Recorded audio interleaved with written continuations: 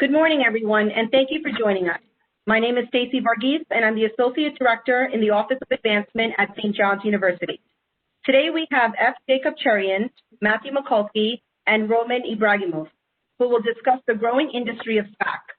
Some housekeeping rules before we begin. If you have a question, please submit it on the bottom right, the panelists and host, and they will be answered at the end of the fireside. As a reminder, please make sure to keep yourself on mute. Lastly, a recording of today's session will be emailed to you after the presentation. Now, I'm excited to introduce our speakers. F. Jacob Cherian is the co-founder and CEO of two NASDAQ-listed acquisition investment companies, raising over $110 million in cash through the full Wall Street IPO process and creating hundreds of millions of dollars of public equity to invest in cross-border transactions in emerging markets and performing all the responsibilities and duties of a U.S.-listed company CEO. Jacob brings deep capital markets, M&A public and private equity, and management consulting expertise. Jacob was also an adjunct professor of finance at St. John's University's Tobin College of Business MBA program for 10 years.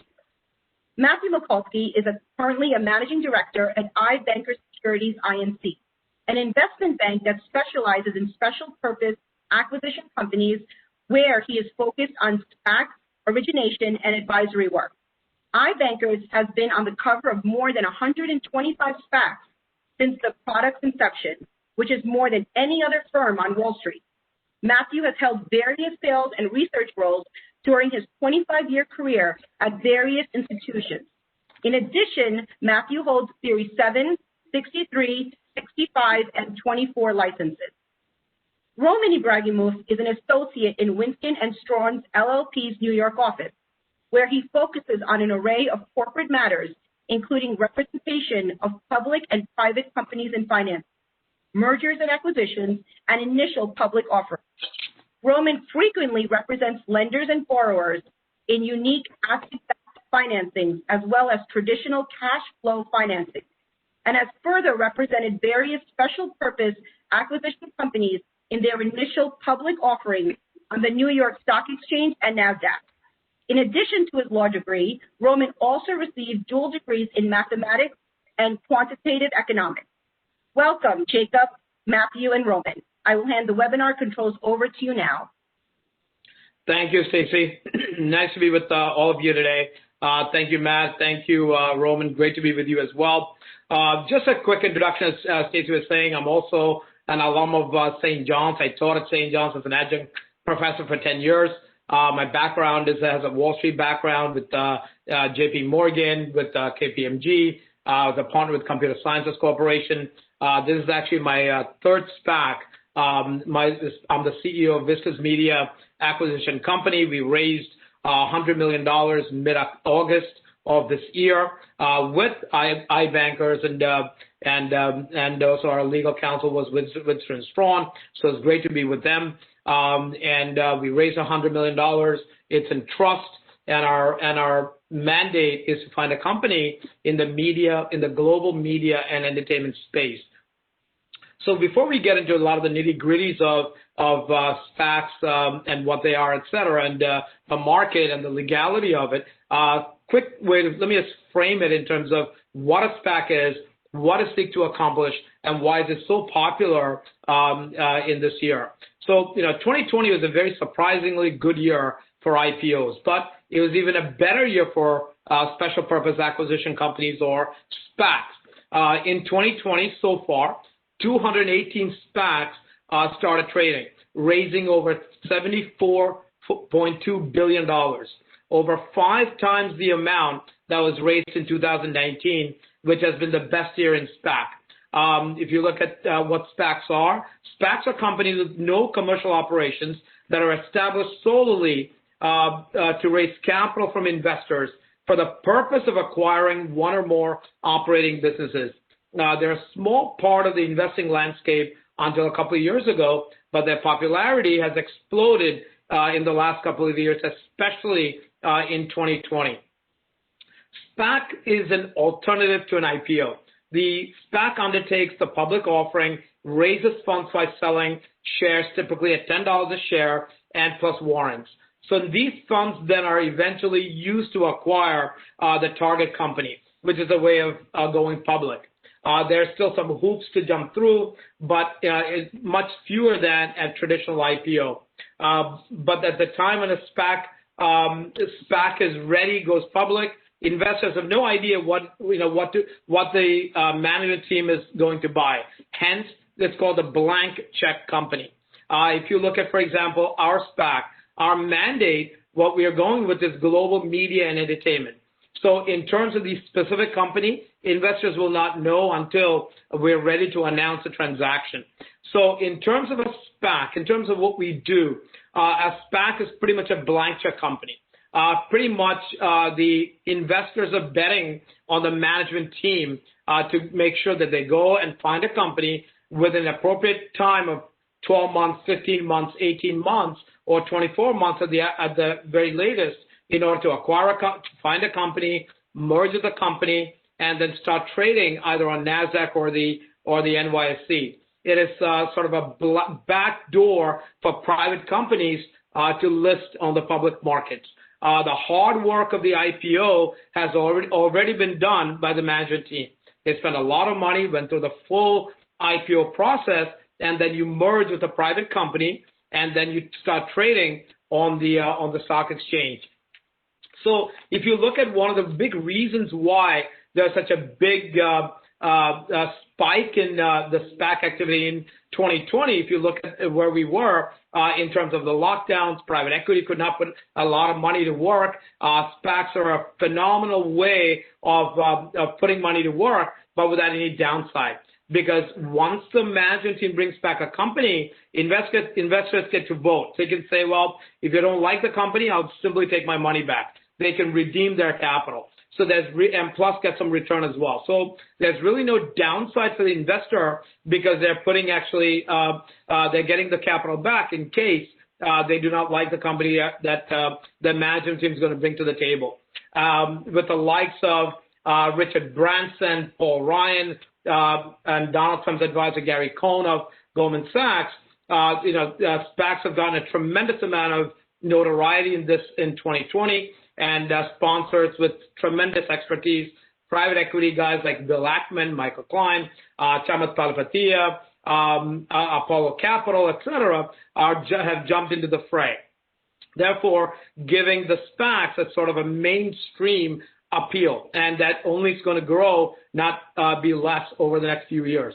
So SPACs are becoming a mainstay, an asset class, if you will, on Wall Street. And you can see by the numbers of SPACs that have come out, over $75 billion raised so far this year.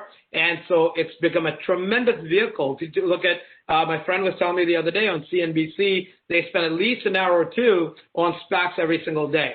So a lot of the retail investors now are coming into the SPAC world.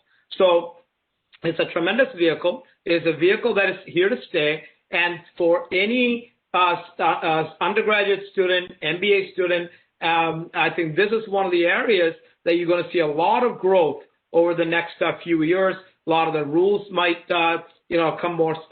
might change because of, more protections, et cetera. But I think a SPAC is a vehicle that's here to stay. And I'm glad to be part of that. And this is my third SPAC called Vistas Media Acquisition Company. We are in the process of finding a great deal and to announce that transaction shortly. So with that, let me turn it over to Matt McCloskey of iBanker so he can go through some of the market, what he's seeing, and get his expert opinion on where the industry is going. Matt?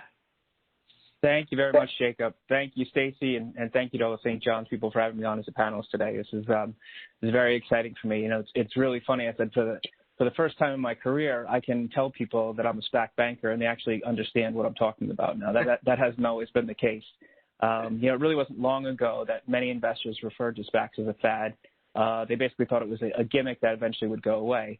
But I believe that many of those investors really mistakenly dismissed the product because they didn't truly understand the nuances of the SPAC structure, and they are now waking up to the true value of the SPAC. And it's, the combination of incentives for SPAC investors, that are built into the structure and the advantages for private companies looking to come public via SPAC versus going down the IPO road themselves is really a combination that has cemented the SPAC's role within the U.S. capital markets, as Jacob just mentioned. Now, let me highlight those two items I just mentioned. First off, investor incentives. In the SPACs, they IPO in the form of a unit. The money raised is held in trust that will only be released to the SPAC once they receive approval to close that transaction. The SPAC unit typically consists of one redeemable share and a designated amount of warrants to help boost returns in the event that the SPAC is able to close a successful business combination. If the SPAC is unable to close a deal for whatever reason, or if an investor doesn't like the target that the SPAC has proposed acquiring, that investor has the right to redeem his or her shares for an amount that's held in trust when that deal is voted upon by shareholders. In fact, an investor can vote in favor of a deal and still redeem their shares if they'd like, and they can also keep their warrants regardless of how they vote. So I believe this structure was really overlooked in the early days of the SPAC by most investors, and now they really realize that SPACs can provide a low-risk entry into a world where you can reap private equity-like returns. And now the advantages of coming public through a SPAC versus going public on your own are numerous. One of the key things is speed to market, as it is possible to come public through a SPAC within, say, 6 months versus the typical IPO process that can last closer to 18 to 24 months. The management team is able to keep their focus on running their business successfully if they have help from a SPAC management team such as Jacob's, rather than trying to handle the IPO process on their own. They don't really have to take their eyes off the ball of what they're trying to accomplish within the fundamentals of their business. Another advantage is, increased certainty of getting a deal into the public markets. SPAC negotiations take place behind closed doors and are held between the SPAC, the bankers, and the target company. During those negotiations, all parties are working to agree to a price that they believe would be well received by the market. Excuse me. The traditional IPO route leaves the company subject to market fluctuations that could result in the deal being pulled. If the market goes against the company working to come public through a SPAC, all parties involved can go back and renegotiate the terms without having to pull that transaction.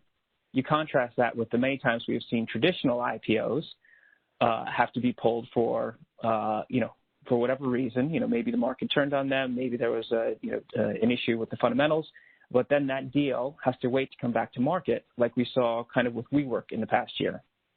A SPAC can also provide a less expensive route to the market than when one considers the various expenses associated with going a traditional IPO route.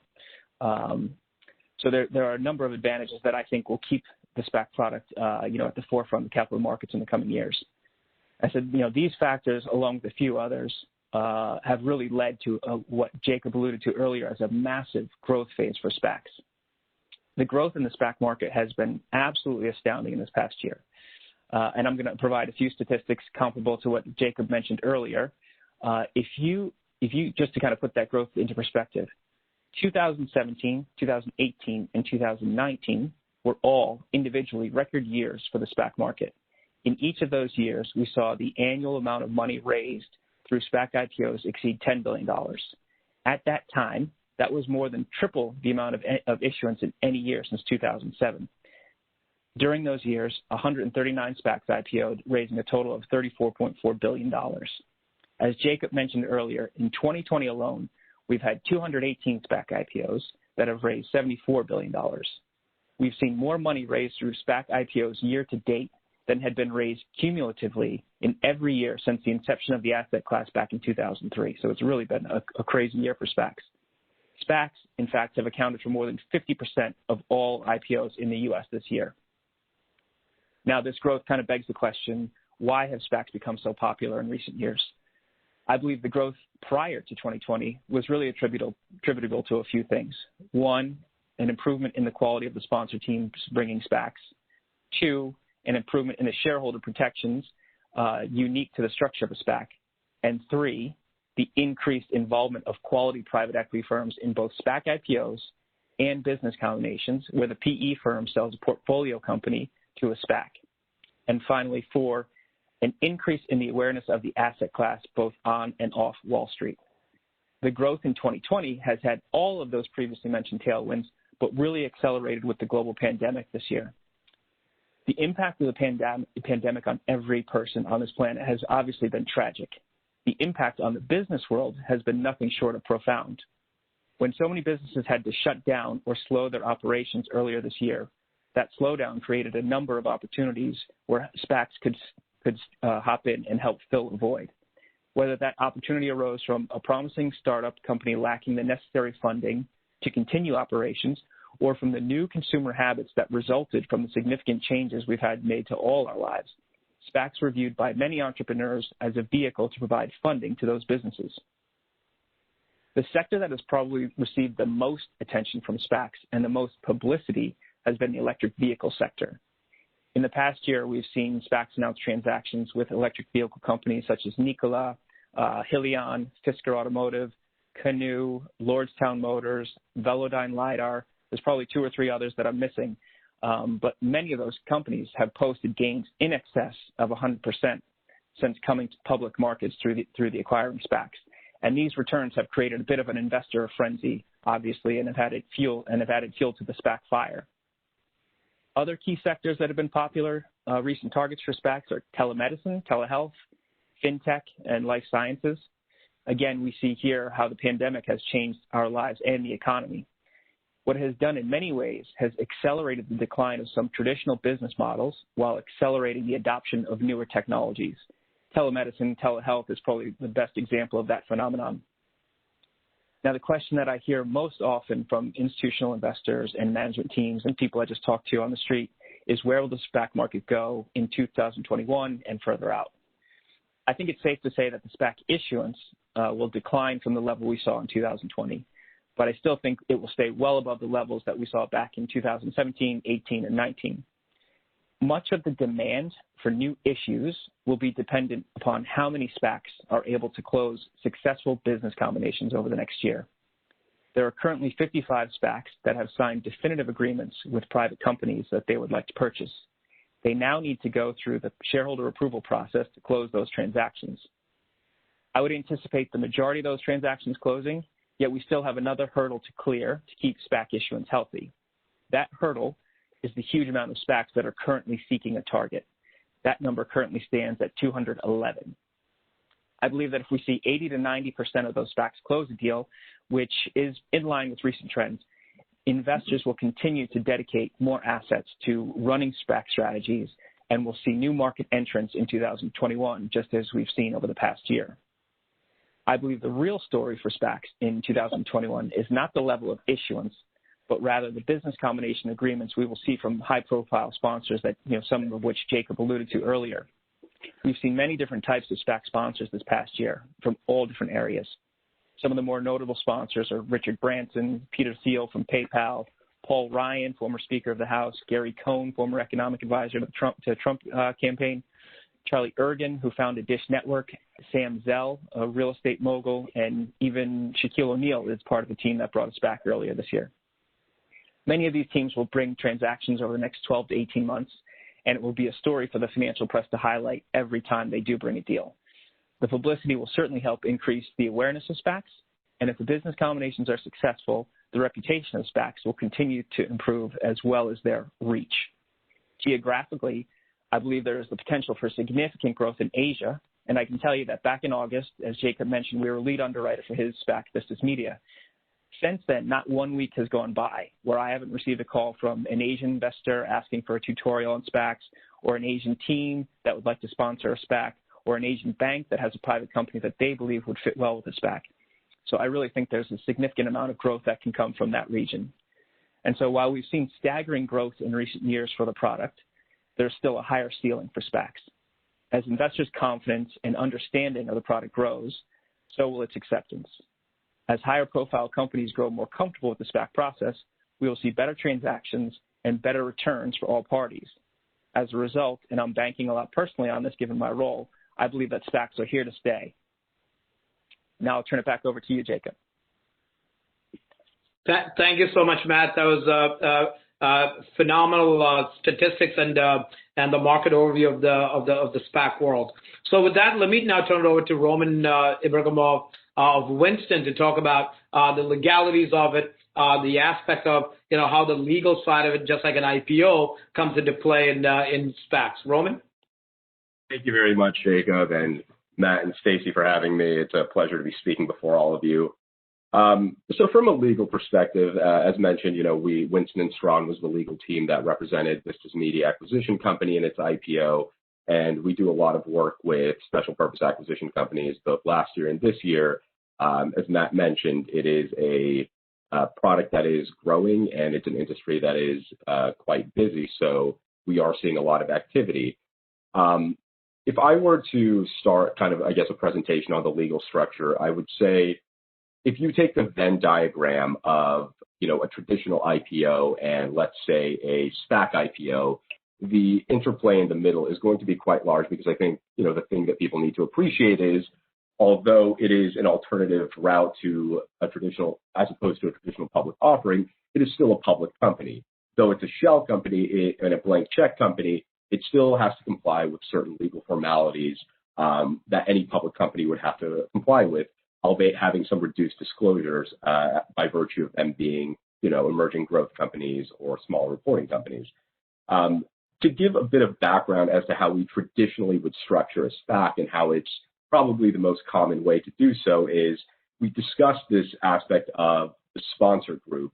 What that sponsor group will typically do is they will form a limited liability company, most typically, to kind of sit on top of the legal structure of the SPAC. And generally, there's an issuance of Class B common stock or Class B ordinary shares, depending on whether you incorporate in Delaware or Cayman, up to the sponsor entity such that prior to the IPO, it owns 100% of the equity of the SPAC, and after the IPO, it'll own 20%. So taking that as a base, we have this structure of a sponsor and then the SPAC right under it. We get into kind of where we go in terms of the initial public offering. So like a traditional IPO, the initial public offering is conducted through a registration statement, which we file with the SEC. And typically SPACs, though not always, use a rule by which the SEC allows one to submit confidentially. So you are able to take advantage of something where you can kind of write out your business plan, you can write out exactly what it is your SPAC intends to do and submit it to the SEC on a confidential basis before the public is, aware of what's going on. And the benefit of this is really the SEC is able to give you commentary and provide any comments or any concerns that they raise such that you can address them before going public. And one of the benefits of SPACs is, again, since it is kind of a blank check company and it doesn't really have any operations, the disclosures are not as burdensome as a traditional IPO, which kind of facilitates that, quick process. What you usually have in a registration statement is what we refer to as the box, which is really kind of the summary of what your business plan is. And in the past, we've seen, special purpose acquisition companies with kind of a target that was defined to be in any industry for whatever reason. But typically, and more recently, we've been seeing a focus on specific industries like, media and entertainment or life sciences. And especially now with the COVID pandemic in play, we've seen some SPACs taking advantage of kind of the world that we live in now and use COVID as kind of a basis point to jump off their initial public offering, saying that they can take advantage of this time period we live in to actually merge with a company where this would actually be kind of a benefit. But essentially what we do from a legal perspective is, the bankers and the company will work on kind of the business model of the box, and we'll go through to confirm that, everything that is disclosed is properly disclosed, everything that we need backup for has the requisite backup such that there's no question that there is nothing materially inaccurate in the registration statement. And when you follow that, the rest is really just kind of your standard risk factors. But with a SPAC, again, as mentioned, these risk factors are generally, for the most part, very similar to one another because, the risks inherent in investing in a blank check company are generally going to stay pretty consistent, with nuances arising depending on perhaps the type of industry you're investing in. So we need to ensure that we disclose to future investors what are the possible risks of investing in the SPAC? And this is where the SEC might sometimes, have, questions or comments or maybe concerns that we're not addressing every possible risk. And it's interesting to see as SPACs develop, you can try to use language you've used in the past, and yet the SEC is accepted, and in a subsequent filing, they might have an issue with, a disclosure because the product is sort of evolving, and you kind of have to keep in line with what's going on both at the SEC level and on listing standards. For example, NASDAQ recently announced that going forward, they are going to suggest implementing a board requirement where companies wishing to list on the NASDAQ are going to have diverse boards, either in terms of sexual orientation or identification, or how you identify in terms of gender. And these are the kinds of things that we have to pay attention to going forward, especially as a SPAC being a public company, because they're going to have to comply with the various requirements and SEC rules that come into place. So just taking a step after the S-1 is filed, we have the business summary, we have the risk factors, we have the description of the management team. Going forward, generally, once the SEC has cleared comments, we work with the company and the bankers to kind of set a timeline. When are they going to present the presentations to their investors? What is the timeline going to look like to essentially go effective? And once the registration statement is effective, that is when the SPAC begins trading the following day, leading up to the closing, where all the investors' money is kind of put into that trust account that Matt and Jacob alluded to. Now, this trust account, as mentioned, is supposed to be, is for the benefit of the public stockholders of the SPAC, and the money held in it is to be used for a business combination, or alternatively, is able to be returned to the investors in the event they choose to redeem their shares. So let's say you get through all of the formalities the SEC requires, you get through the registration statement process. I'll just spend a few minutes talking about the DeSpacking. So because there's no target in mind at the time of the prospectus, or at least there's not one that is disclosed, because the point is you're not supposed to have any sort of target presented, the SPAC will go through a period where there's an exchange of kind of non-disclosure agreements with various potential targets, which they view as a good business opportunity. Once you kind of narrow down that field, you get into a stage where you identify perhaps one target company, and you enter into a letter of intent with that target company, pursuant to which you might set forth the terms of a potential agreement for a merger. And a lot of this is, going to stay under the radar as confidential up until a definitive agreement, such as a, business combination agreement, is reached, by which, and after that, you will file you'll file such agreement with the SEC to signal to the public that the business combination is underway. All that being said, the benefit, as everyone has mentioned, of a SPAC is that this time frame is often very much quicker than a traditional IPO. So it's not atypical to see a SPAC go public and then a few months later already have a sort of business combination target in mind and a business combination agreement filed. And following that, once we get into the stockholder approval requirements, going forward, once the public stockholders are aware of the proposed combination, they can either choose to redeem their shares, they can choose to vote in favor of it, but the end goal being, listing a formerly private company, whether U.S.-based or foreign-based, on that public stock exchange on which the SPAC is listed. It's now by 10 minutes are up, so I will turn it back to Jacob in the meantime.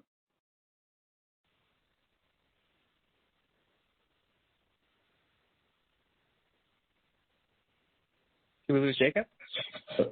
I'm not sure if we lost Jacob, but I do see two questions that have come in. Can I start with question number one? Sure. What's the difference between SPAC and VC? So I think I can handle that. So the SPAC versus venture capital, SPACs they're going to be looking at later stage companies than a venture capital firm would be.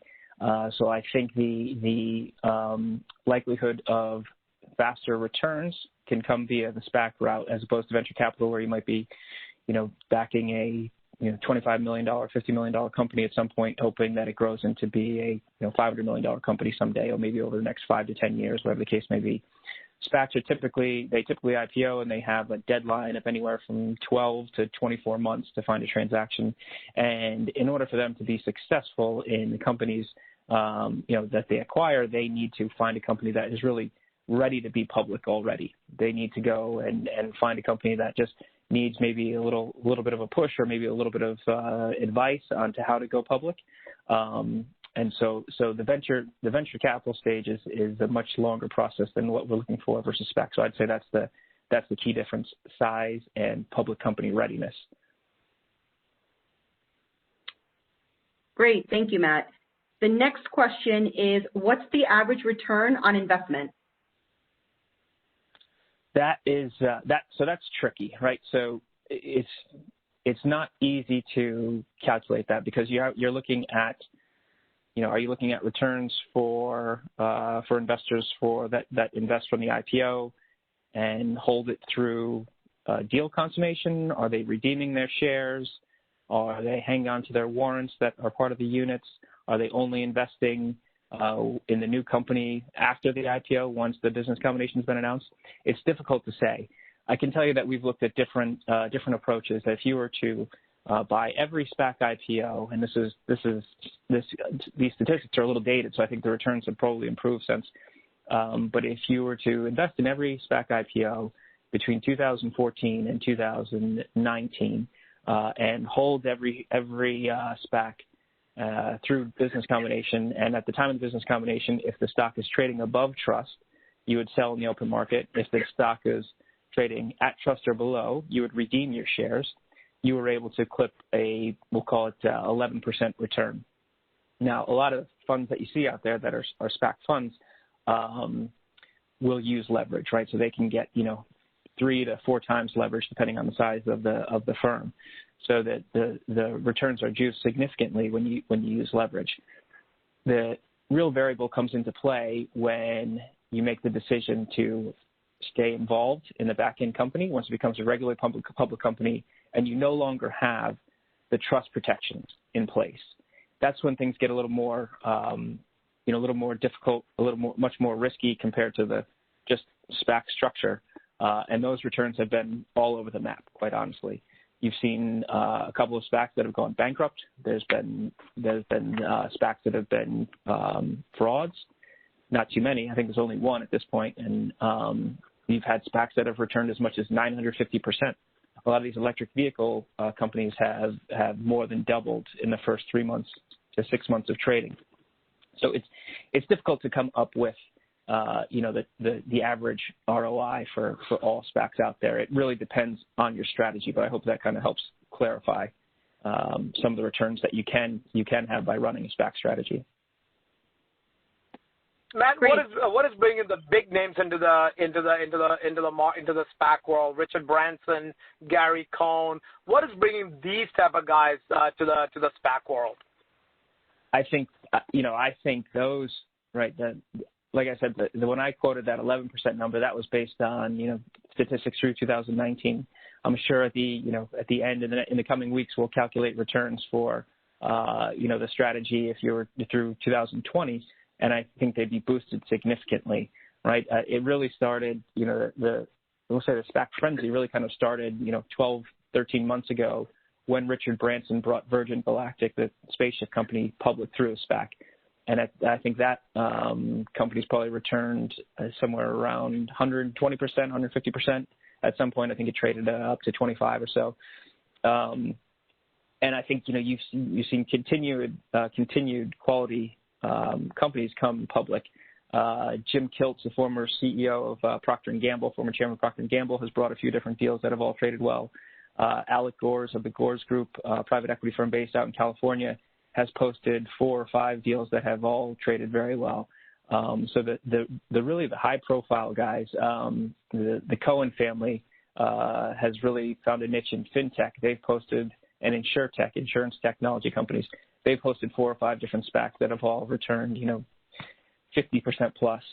So it really is Jacob, as you mentioned, the higher profile guys have a much better chance of bringing a strong transaction. They attract a lot of attention from private companies that know that if they come public through this team, they have the experience, they have the recognition to really bring a strong transaction, and that gets investors excited.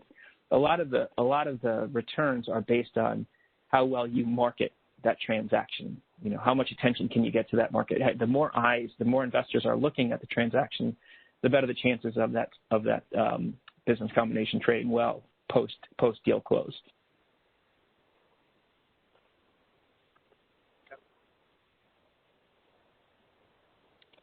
Stacey, any other questions for us?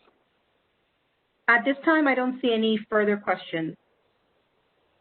So I have one question for Roman. Maybe you can illuminate on this.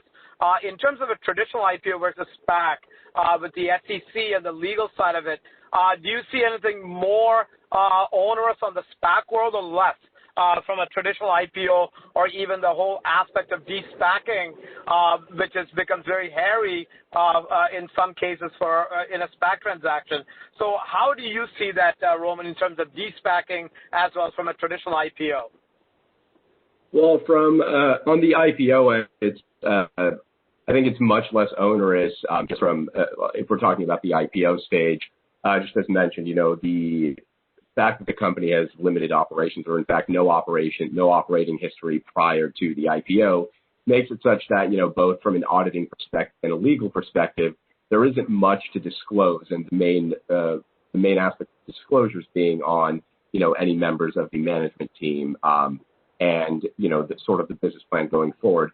From a DeSpacking perspective, it is still, it's still a fairly complicated structure in some regards, because, although the SPAC itself is a publicly listed company, at the DeSpack stage, since the merger is going to involve a private company, some of those disclosures that maybe the SPAC could have avoided at its IPO stage begin to kick in. So, for example, at the IPO stage, the SPAC only has, maybe a month or 2 months of financial reporting to disclose, because, it's formed and then 2 months later is involved in this initial public offering.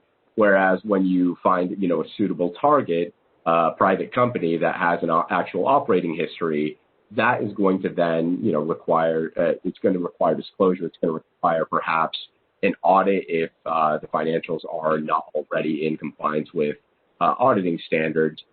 But it is in one sense less onerous as well, because, the merger agreement does happen behind closed doors, and you're kind of subject to being able to set forth the terms of the DeSpack on with the target company, and renegotiate as the parties wish, as opposed to in a traditional IPO, if a private company were seeking to go public, it's more subject to kind of market demand and market fluctuations. So in that sense, it is less onerous, and probably a useful tool for private companies wishing to go public, primarily because of the ability to negotiate behind closed doors at first. As a former adjunct professor in the MBA program, I know what my students will ask me if I'm still teaching, Matt. They will ask me, I'm already getting a lot of LinkedIn requests from MBA students about to graduate that is very interested in the SPAC world. Matt, they'll ask a question, how can I get involved in a SPAC? It seems very interesting to me. How can I get myself, after my MBA or my undergraduate, how do I get myself involved in SPACs? So what would you say, Matt? How did you sort of come into the SPAC world? So what would be your tip for them? Yeah, so the way that I got involved in SPACs was, early on in my career, I was working for a boutique broker-dealer called CRT Capital, where, we needed to differentiate ourselves from the bulge bracket banks, and we needed to focus on products that the bulge brackets weren't really paying attention to. So we became SPAC experts. And we really benefited from the fact that, SPACs have taken off. At the time, no one really cared about SPACs, but we understood it very well. I've maintained that niche throughout my career. I started, CRT was 2006, really, when we started to focus on SPACs. And in the various places I worked after that, Macquarie, the last 5 years, when I went to Macquarie, they didn't have any sort of SPAC offering. So I really made sure to hang on to that niche product, maintain my relationships within the SPAC world, and it's now grown into this banking role. I would say, if to the MBA students out there that want to get involved in the SPAC world, I would look at the league tables. It's probably a little bit easier now. There's a lot more banks that are focused on it. Learn as much about the product as you can. There are different databases out there that we like to use, like SPAC Analytics, SPAC Research, SPAC Insider. Just learn as much as you can about the product. Have an idea of which banks are, leading in the league tables, and work your network to see, if they're hiring. I would say, given the growth, there's a good chance they're hiring. I know iBankers is hiring at this point, so I would imagine that the bulge bracket banks are as well. Yeah, and just to add to that, for Vistas Media, our SPAC, we have a guy named Bruce Saxena who's with NCAT. He spent some time with Bain and Company in consulting, was extremely interested in the SPAC world, so he sort of put NCAT on hold for about a year, and now he's working with us through the entire process of our SPAC. He's actually now relocated to Dubai, and now he's working with us to learn primarily what the SPAC world is all about, because he also wants to do this moving forward. So that is great advice. I would say the same thing. As the CEO of a SPAC, definitely, every SPAC would need an associate or an intern, et cetera, to do a lot of the work. So I think that, you might even want to look at some of the SPACs that are out there and just reach out to them. There's a lot, your contact information's on the press releases. You can always reach out to them. You can talk to them saying, hey, do you need an intern? Do you need an associate? A lot of times it might be without the pay. Maybe it is with some shares. So it's worth looking into, because I know I'm getting a lot of questions on my LinkedIn profile from students across the country. I just got another one from Michigan State University MBA student asking how do I get into it. So I think it's very important that if you're interested, you look at the product and see if there's a way you can do some work on it and then really understand this product. It's a little in terms of complex, in terms of a product, because of the timing, the warrants and the stock and the units and the DeSpacking. So it's good to learn all this up front before you approach any SPACs that are out there. So that would be my tip for any MBA students at St. John's, especially that want to get into this world. So with that, Stacey, I'll turn it over to you. Go ahead, Matt. I was going to say it's a really good point. I said, not only the SPAC ecosystem is so significant now. There's a number of different angles that you could find roles in. As Jacob mentioned, maybe you were to work for a SPAC as part of a team like Jacob has, or maybe you want to go work for a fund that invests in SPACs. And there's a number of different strategies that you could put to work in the product, or maybe you want to go on the banking side or sales and trading side. There are a number of different angles. It really comes down to, as Jacob said, learning the product, trying to understand the nuances, and working your networks to see, where there might be some overlap.